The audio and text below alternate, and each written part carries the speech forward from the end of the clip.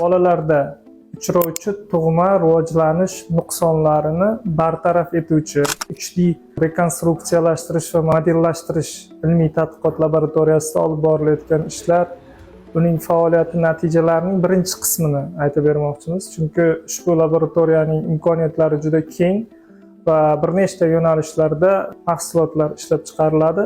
Shulardan bitta yo'nalish bu bolalarda uchrovchi tug'ma rivojlanish nuqsonlarini bartaraf etuvchi, korreksiya qiluvchi, uni to'g'rilovchi moslamalar, ya'ni ortopedik shlemlar haqida so'zlab bermoqchimiz.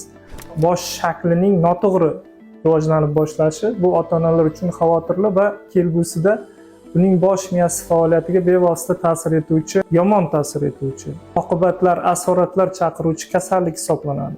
Shuning uchun ham bu kalla suyagini shakli to'g'ri o'sishi uchun maxsus ortopedik shlemlardan foydalanish bugungi kunda zamonaviy tibbiyotda.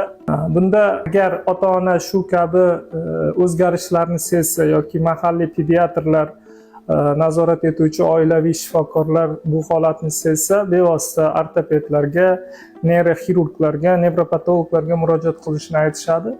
Shundan so'ng bemorlar ota-onalari murojaat qilgandan keyin shlem taqish tavsiya etiladi.